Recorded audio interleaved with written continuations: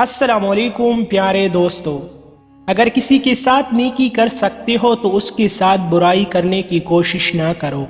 اچھے اخلاق کا تقاضا یہ ہے کہ اپنے آپ کو غیبت اور چغلی سے بچائے رکھو۔ اچھے اعمال بندے کی دل میں اچھے دودھ کے مانند ہوتی ہے۔ اگر انسان کا دل بگڑ جائے تو پھر دودھ یعنی نیک اعمال بھی بگڑ کر انسان کو برباد کر دیتی ہے، اس لیے اس کی حفاظت بہو بھی کرنا لازم ہے۔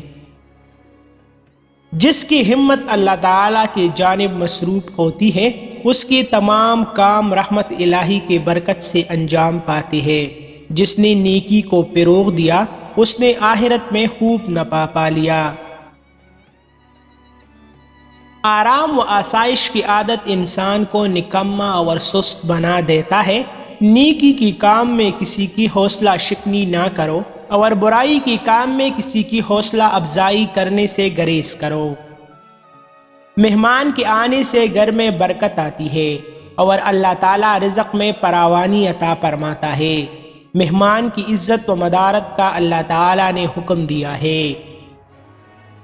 بے صبری سے کچھ بھی حاصل نہیں ہوتا بلکہ بعض اوقات شرمندگی کا باعث بن جاتا ہے۔ خوش اخلاقی اور میانہ روی سے ہمیشہ فائدہ ہی فائدہ ملتا ہے۔ صلح سے پیار و محبت پیدا ہوتی ہے جبکہ جھگڑے سے نفرت پیدا ہوتی ہے۔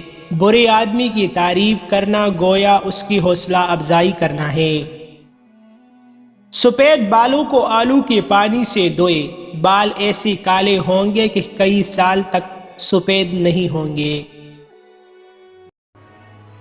جہالت کے اندھیرے علم کی روشنی سے ہی منور کی جا سکتی ہے۔